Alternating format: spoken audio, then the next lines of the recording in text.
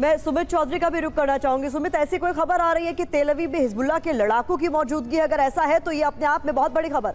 देखिए, एक suspicious movement जरूर नोटिस की गई है और ये नोटिस आपको पता है कि कल से लगातार जो तेल अवीव में जो सिक्योरिटी एजेंसीज है उसको इन्वेस्टिगेट कर रही है। और ख़ास बात यह है कि तेल अवीव के जो बड़े कमर्शियल कॉम्प्लेक्सेस हैं, जो एम्बेसीज हैं, उन सभी जगहों पर फिजिकली जाके चेक किया जा रहा है। कहा यह भी जा रहा है कि हो सकता है कि ये इजराइल के अंदर से ही कोई ग्रुप हो जो लगातार एक्टिवेट करने की या फिर बड़े अटैक को अंजाम देने की कोशिश कर रहा हो। लेकिन अभी तक इसको लेकर कोई क्लेरिफिकेशन IDF की तरफ से या सिक्योरिटी फोर्सेस की तरफ से नहीं आया। क्योंकि देखिए, बिल्कुल अगर आप नॉर्थ की तरफ जाते हैं तो लेबनान से खासतौर पे इजराइल तेल अवीव तक आने में बहुत से आप कह सकते हैं कि एक बड़ा लंबा डिस्टेंस होगा। और वहीं दूसरी तरफ अगर आप गाजा की तरफ से आते हैं तो फिर एशक्लॉन, सेड्रॉट ऐसे बीचेस को सामना करते हुए आना पड़ेगा। और बीच में मेडिटेरियन सी में कई ऐसे शिप्स हैं, बिल्कुल बहुत मुश्किल नजर आता है। लेकिन खबरें यही सामने आ रही हैं कि हिजबुल्लाह के लड़ाके तेल अवीव में दाखिल हुए हैं। जगह जगह तलाशी अभियान चलाया जा रहा है, लेकिन IDF की तरफ से कोई कंफर्मेशन है नहीं अभी। पेजर ब्लास्ट को लेकर इस बीच एक बड़ी खबर है। 15 साल से इजराइल कर रहा था तैयारी। अमेरिकी एजेंसी CIA ने सीनियर कमांड को सौंपी है रिपोर्ट में दावा 15 साल पहले ही कई शेल कंपनियां बनाई गई, विदेशी कंपनी में अपने एजेंट्स को नौकरी दिलवाई गई। अब पेजर हमले में सभी इनपुट्स का इस्तेमाल किया गया है।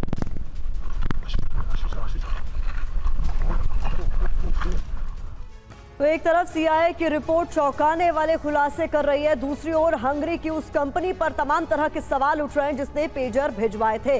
रिपोर्ट्स के मुताबिक हंगरी की कंपनी BAC कंसल्टिंग ने पेजर सप्लाई करवाए थे और क्रिस्टियाना बारसोनी नाम की महिला कंपनी की मालिक है। क्रिस्टियाना को 7 भाषाओं का ज्ञान होने का दावा किया जाता है। उनका कहना है कि लंदन स्कूल ऑफ इकोनॉमिक्स से उन्होंने पढ़ाई की है, लेकिन क्रिस्टियाना पर LSE के जवाब से गंभीर सवाल उठ खड़े हुए हैं। LSE ने कहा है क्रिस्टियाना को हमने कोई डिग्री नहीं दी है।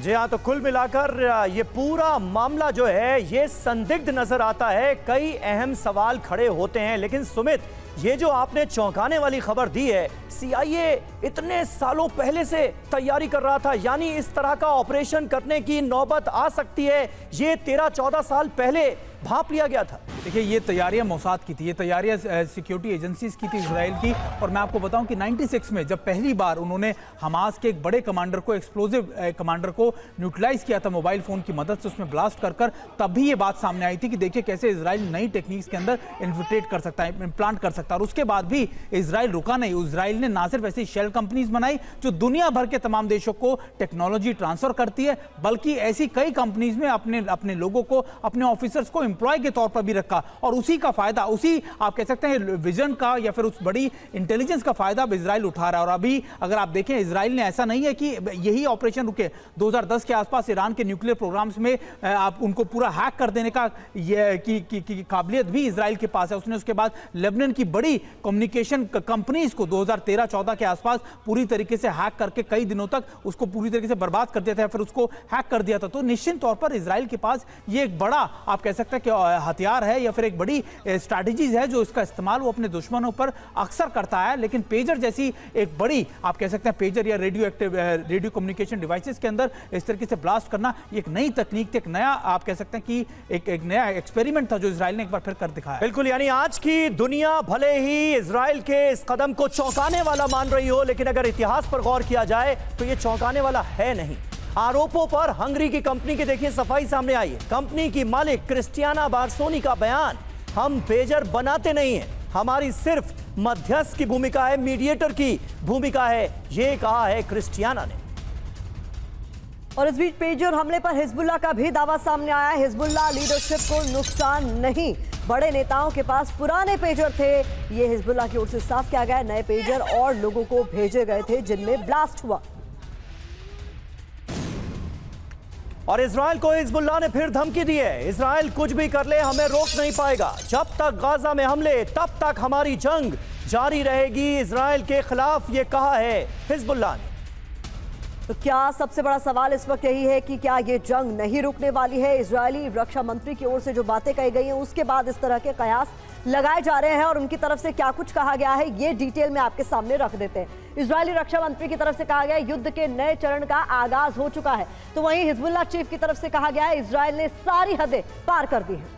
जी हाँ, लेबनान बॉर्डर के लिए नया प्लान हमारा तैयार है, ये इजरायली रक्षा मंत्री कह रहे हैं। उधर हिजबुल्लाह चीफ की तरफ से कहा गया है कि नरसंहार जो इजराइल कर रहा है उसका लिया जाएगा बदला। इधर कहा गया है इजरायली रक्षा मंत्री की ओर से हिजबुल्लाह की ताकत को हम कुचल देंगे। तो हिजबुल्लाह का जवाब है कि अभूतपूर्व हमला हुआ और जल्द इसका हिसाब होगा, जल्द इसका बदला लिया जाएगा। जी हाँ, लेबनान में हमारे हमले रुकेंगे नहीं, ये इजराइल ने साफ किया है। वहीं हिजबुल्लाह कह रहा है कि गाजा में अत्याचार रुकने तक हम पीछे नहीं हटेंगे, इजराइल के खिलाफ हमारी जंग जारी रहेगी। कुल मिलाकर ये जो स्थितियां हैं ये और ज्यादा गंभीर होती हुई नजर आ रही हैं। मनीष, आने वाले वक्त में होता क्या देखते हैं? क्या ईरान की इन्वॉल्वमेंट आने वाले वक्त में और ज्यादा बढ़ेगी? क्योंकि ये हिजबुल्लाह के लिए बहुत मुश्किल दौर है। इजराइल ने जिस तरह से हमले किए उससे तो इस पूरे के पूरे संगठन की कमर ही टूट गई। देखिए, हिजबुल्लाह और इजराइल के बीच में एक जबरदस्त टैक्टिकल अंडरस्टैंडिंग है। दोनों को युद्ध चाहिए। हिजबुल्लाह भी तभी तक एग्जिस्ट करेगा जब तक वो इजराइल के खिलाफ युद्ध करता रहेगा। वहीं दूसरी तरफ इजराइल को भी अब गाजा के बाद एक नया फ्रंट चाहिए और नया फ्रंट लेबनान है, हिजबुल्लाह है। और वैसी स्थिति में इन दोनों के बीच जंग में अगर सूरत बनती है तभी ईरान का डायरेक्ट इन्वॉल्वमेंट होगा, वरना ईरान के ही प्रॉक्सी के तौर पर हिजबुल्लाह लड़ तो रहा ही है। एक नया फ्रंट खुल रहा है। अभी इस नए फ्रंट को किस हद तक दोनों देश मिलकर बढ़ा सकते हैं ये देखने वाली बात होगी। अमेरिका ये कहता है कि ये एक रीजनल वॉर में तब्दील हो सकता है, लेकिन मुझे संदेह है कि अभी फिलहाल रीजनल वॉर में ये तब्दील होगा। उसकी बजाय इजराइल और लेबनान दोनों एक दूसरे के साथ लड़ते रहेंगे। नॉर्थ इजराइल में हिजबुल्लाह की तरफ से अटैक होगा, बदले की कार्रवाई इजराइल करता रहेगा और इस तरीके से इन दोनों का पर्पस पूरा होगा। क्योंकि हमें ये बात ध्यान रखना है कि हर हालत में इजराइल में भी, इजराइल की मौजूदा सरकार को भी एक जंग जरूरी है ताकि वो सत्ता पर बने रहे। बिल्कुल। और इस बीच देखिए, इजराइल को ईरान के टॉप कमांडर की धमकी सामने आई है। इजराइल को जल्द निर्णायक जवाब मिलेगा। ईरानी कमांडर से हिजबुल्लाह चीफ ने यह कहा है। तो इस वक्त सबसे बड़ा सवाल यही है कि क्या ये युद्ध रुकेगा? क्योंकि जिस तरीके के हालात पूरे मिडिल ईस्ट में बने हुए हैं उसके बाद तमाम तरह के संशय इस पर बरकरार हैं। बहुत बहुत शुक्रिया आप तमाम मेहमानों का हमारे साथ इस खास चर्चा में शामिल होने के लिए।